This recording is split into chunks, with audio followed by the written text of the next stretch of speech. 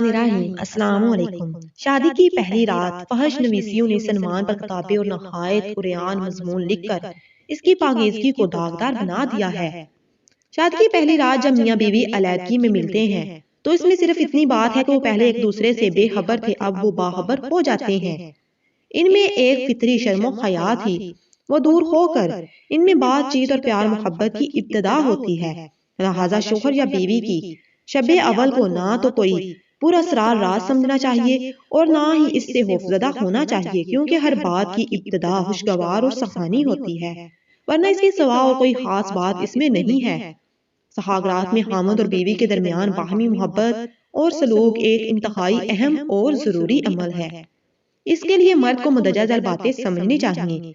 Number 1, अपने बर्ताव के जरिए मोहब्बत और गुफ्तगू से बीवी की अजनबियत के एहसास को दूर करने की कोशिश करे। नंबर 2, गुफ्तगू का अंदाज मुहज्जब, प्यार भरा और बासलीका होना चाहिए। नंबर 3, मर्द की गुफ्तगू से ये जाहिर होना चाहिए कि बीवी उसमें अपनायत महसूस करे। नंबर 4, मर्द औरत के हुस्नो जमाल की तारीफ करे। बीवी के लिए हदायत। नंबर 1, इस बात को मुकम्मल तौर पर ज़हन नशीन करे कि उसका खामद ही उसका सब कुछ है। नंबर 2, अपनायत जाहिर करे। नंबर 3, शोहर की हर बात का खुलकर जवाब दे। नंबर 4, हंसने खेलने छेड़छाड़ करने के लिए हामद को हौसला देना चाहिए। शब ज़फ़ाफ का पहला असूल ये है कि मसनून निकाह के बाद शोहर को चाहिए कि अपनी नई नवीली दुल्हन के साथ अच्छे से पेश आए, उसका दुख और दर्द कम करने, उसका दिल बहलाने के लिए उससे लुत्फ़ और सरूर की बातें करे, दिल लगी और हंसाने वाले कलामात करे, उसे तोहफा तोहाइफ देकर उससे अपनी मोहब्बत और लगाव का इजहार करे, खाने पीने की उम्दा चीजें पेश करें, दूध हो तो बहुत बेहतर है। शोहर पहले खुद कुछ खाए या पिए और फिर दुल्हन को खिलाए। दुल्हन जब फारग हो जाए तो वो बर्तन दूल्हे को पीने के लिए दे दे। यही हजूर अकरम सल्लल्लाहु अलैहि वसल्लम की सुन्नत है।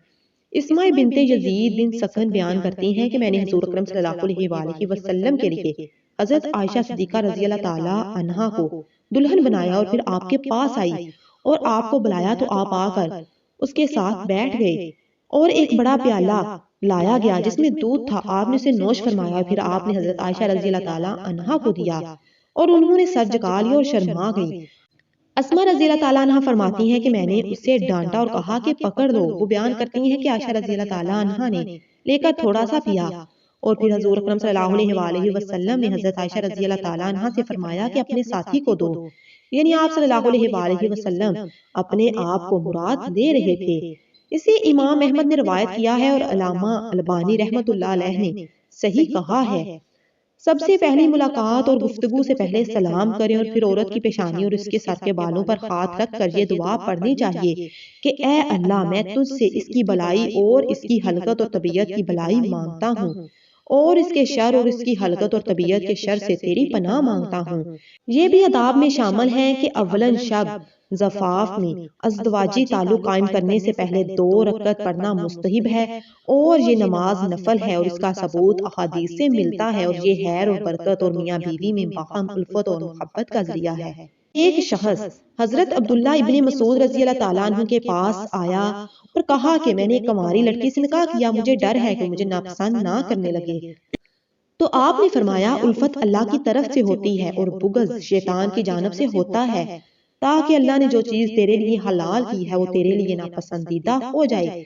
जब तू शब ज़फ़ाफ में बीवी के पास दाखिल हो तो उसे हुक्म कर कि वो तेरे पीछे 2 रकअत नमाज पढ़े, फिर इसके बाद अल्लाह से दुआ मांग। हजरत अबू सईद खदरी रज़ी अल्लाह ताला अन्हु को हजरत अबू हुज़ैफा रज़ी अल्लाह ताला अन्हु के पास रुतबे के सहाबा ने उनकी शादी के मौका पर उसकी तलकीन की कि वो सबसे पहले 2 रकअत नमाज नफल अदा करे। दूसरा वाक़या हजरत अबू हुरैरा रज़ी अल्लाह ताला अन्हु का है। हजरत अब्दुल्ला बिन मसूद रज़ी अल्लाह ताला अन्हु ने सहाग रात से पहले उन्हें भी 2 रकअत नमाज नफल पढ़ने की ताकीद की थी। इस बात का जरूर ध्यान रहे कि ज़ौजैन शादी से पहले अजनबी और बिल्कुल गैर मानूस थे, आपस में किसी किस्म का कोई ताल्लुक नहीं था।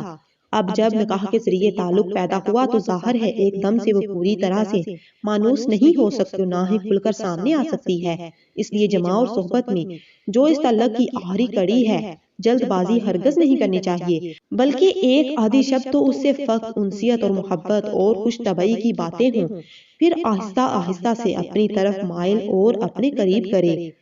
صحبت اور جماع کے لیے تو ساری زندگی پڑی ہے، لیکن اگر اس میں اجلت سے کام لیا گیا تو کئی طرح کے نقصانات کا اندیشہ ہے۔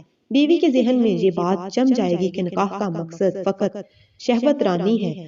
اگر مہر معجل کا رواج نہ ہو تو کوئی چیز بھی مہر کے علاوہ بھی اس کے مزاج کے مطابق ہدیہ پیش کر دینی چاہیے۔ اس کے علاوہ اسے نفع اٹھانا مردانہ غیرت اور شرافت کے خلاف ہے۔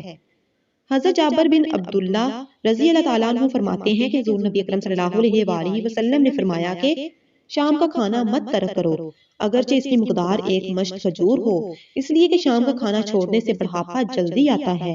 بیوی سے جماع افت و عصمت کی حفاظت، افزائش نسل اور حرام کام سے بچنے کی نیت سے ہو۔ ایسی صورت میں اللہ نہ صرف جماع پر اجر دے گا بلکہ نیک اولاد سے بھی نوازے گا اور دنیاوی اور اخروی برکتوں سے نوازے گا۔ جماع شہوت رانی نہیں ہے بلکہ زوجین کے لیے سکون قلب اور راحت جان ہے۔